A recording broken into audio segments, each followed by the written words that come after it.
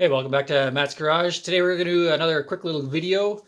Did a video not too long ago on my Cooey 84, kind of ripping apart all of this, how to take it apart, put it back together.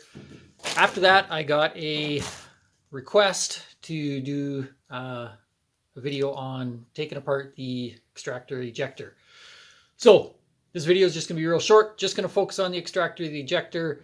If you are looking for kind of the rest of the, pulling apart the rest of the gun, click on the link above. But for now, we're just going to focus on this part. Let's get started.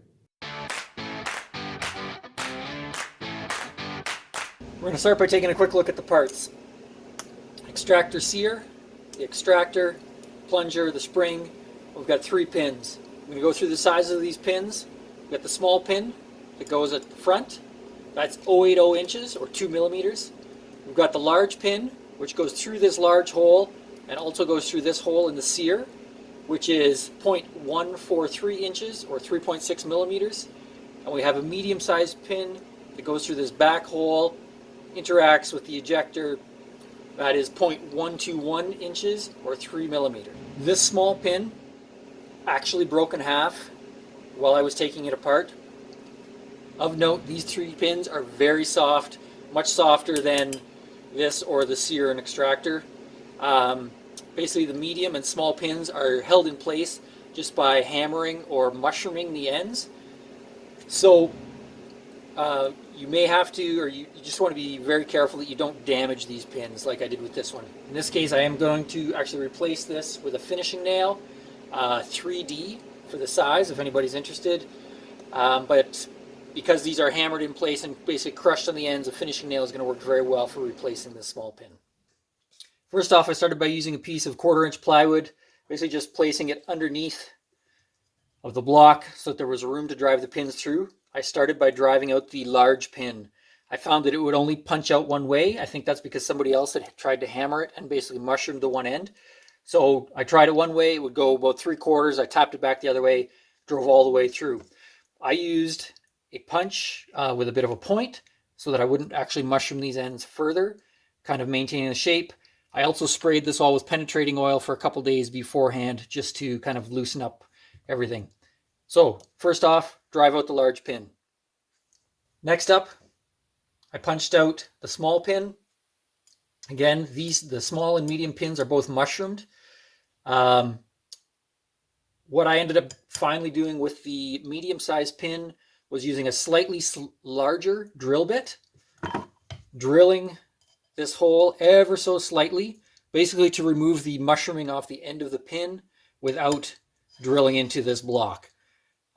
Because this is a much softer metal, you're able to do that without really risking damaging your gun, but you still want to be careful and use some caution when you do that. But with both of these pins, I would use a larger drill bit, just kind of drill or cut off a little bit of the mushroom off of one end of these 2 pins. And you're able to drive the pins through. Again, I started with the small pin. With the small pin and the large pin both driven out, your sear can then be removed.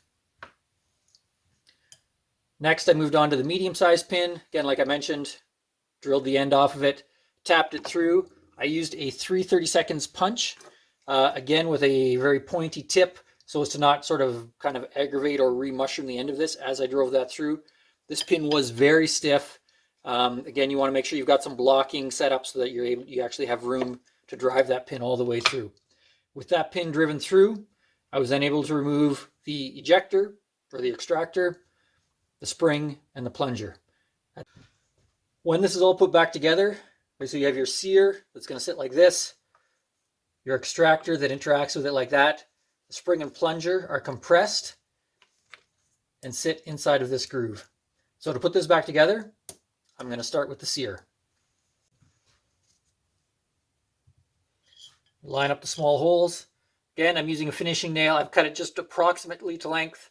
I can trim that off once everything's in place and then hammer those ends to sort of mushroom. You need to basically look through, line up the small holes, put that pin all the way through.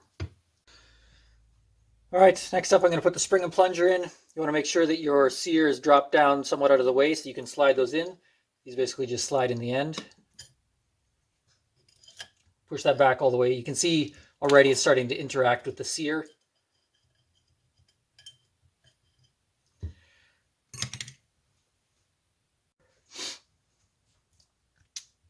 Next step is the ejector. You slide the ejector in.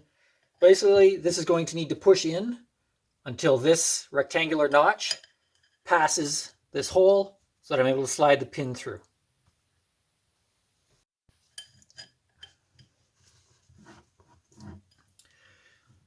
You need to compress or push in on the ejector or the extractor to do that.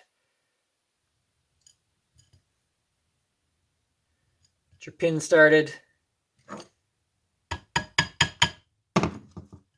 Again, at this point, I'm going to put it on some plywood, compress that, and then hammer the pin through.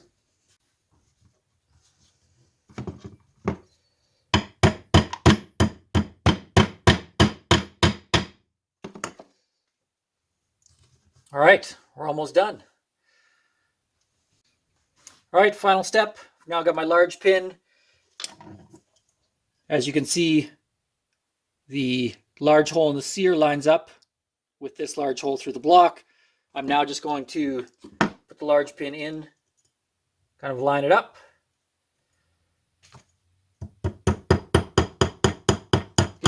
Give it some light taps, drive that through. Again, I want to be careful that I'm not mushrooming the end, so patience, lots of light taps to put that together. Basically, at this point, we're done. I'm just going to mushroom all the ends, then we'll put this together, make sure everything works, and that is basically how you take it apart, how you take this extractor apart and put it all back together.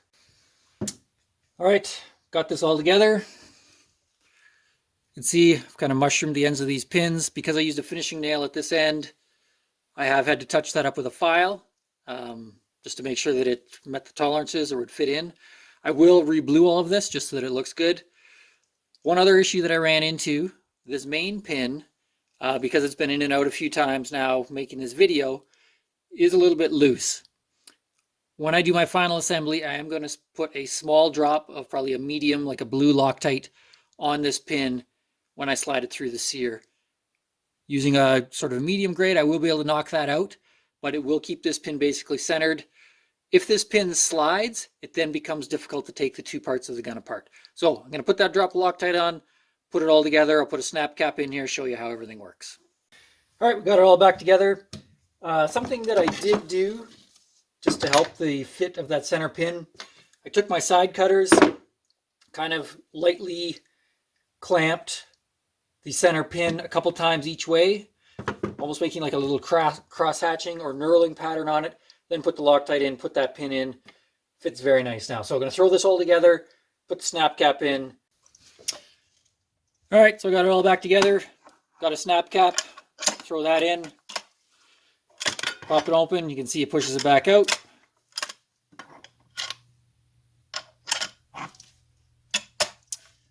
That's how you take apart and reassemble your extractor.